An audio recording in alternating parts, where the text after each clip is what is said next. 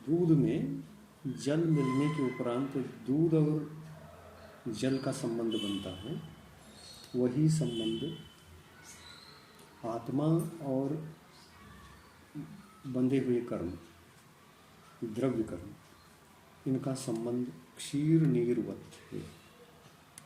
यानी क्षीर का लक्षण अलग है, नीर का लक्षण अलग है। नीर नीर है, क्षीर क्षीर है, इसलिए मिलने के बाद भी इनको अलग अलग करना संभव है। जल अलग द्रव्य है और दूध अलग द्रव्य है। यद्यपि दोनों पुद्गल हैं, पुद्गल होकर के भी दूध से जल अलग हो सकता है। जल के सारे परमाणुओं को बाहर निकाला जा सकता है। तो ऐसे ही आत्म प्रदेशों के साथ जो ज्ञानावरणादि 8 कर्म पौद्गलिक हैं, इनका संबंध आत्मा के साथ दूध और जल के समान हो गया। जैसे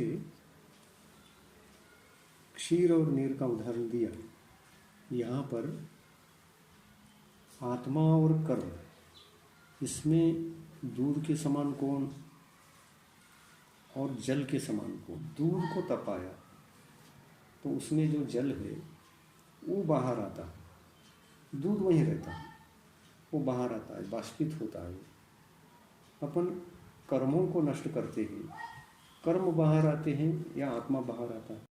कर्मों को छोड़ दिया उन्होंने वहीं, आत्मा बाहर आया, ऊर्ध्वगमन करके सिद्धालय में पहुंच गया। तो बाष्पित जल के समान आत्मा स्वयं तप कर उसमें से बाहर निकल आ रहा है, स्वयं तपता है, इसलिए कर्मों को वहां छोड़ देता है। तप कौन करता है? आत्मा। मोक्ष कौन जाता है? आत्मा। तो जल को आत्मा माना जाए और दूध को कर्म माना जाए। जल के समान आत्मा स्वयं तप कर उसमें से बाहर निकल आ रहा है, स्वयं तपता है, इसलिए कर्मों को वहां छोड़ देता है। आत्मा अगर जल है, दूध उसमें मिल गया है, तो यहाँ जल में ही दूध मिल गया है। हमने निर्जरा की नहीं, हम अपने स्वभाव में आ गए। स्वभाव में आने से कर्म स्वयं चले गए। ऐसा ही पानी, उसका गुण शीतल है, पर तपना तो उसी को पड़ेगा, क्योंकि बाष्पित होने की शक्ति दूध में नहीं है, पानी में है। जिनको बाष्पित होना है वो तपे। जल जैसे बाहर आता है, वैसे द्रव्य कर्म से, नो कर्म से, रागादि भावों से आत्मा तप तप करके बाहर, वो स्वयं अपने स्वभाव में आता है।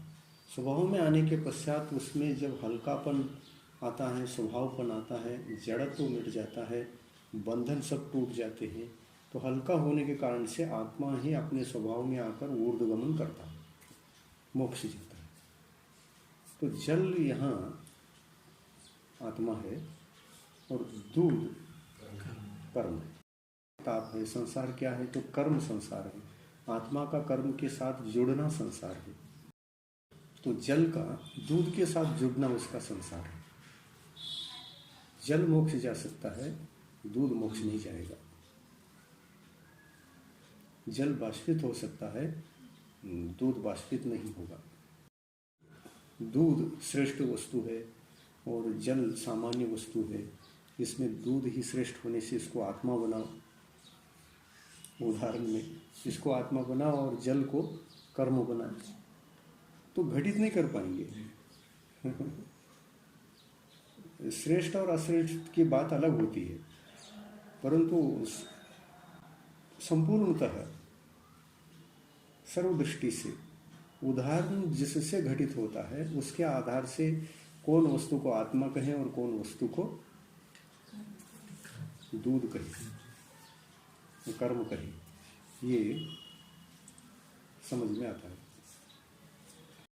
क्षीर और नीर के समान यह जीव के संबंध है। अभी तक जो कहा है ना, गुणस्थान आत्मा नहीं, गुणस्थान आत्मा नहीं, जीव समास आत्मा नहीं, द्रव्य कर्म आत्मा नहीं, भाव कर्म आत्मा नहीं, नो कर्म आत्मा नहीं, अनुभाग कर्मों का जो अनुभाग है, स्थिति है, वो भी आत्मा नहीं, आत्मा नहीं, आत्मा नहीं।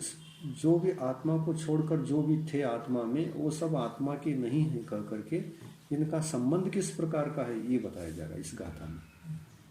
इनका संबंध क्षीर और नीर के समान है, और क्षीर नीर के समान है इसलिए इन दोनों वस्तुओं को भिन्न करने के लिए आत्मा अपने स्वभाव की ओर लौटे।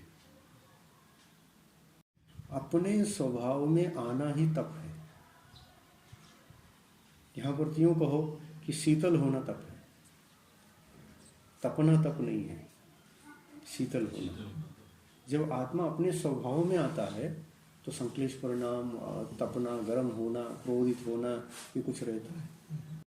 जैसा जैसा आत्मा अपने स्वभाव की ओर लौटेगा वैसे वैसे कर्म उससे अलग हो जाएंगे।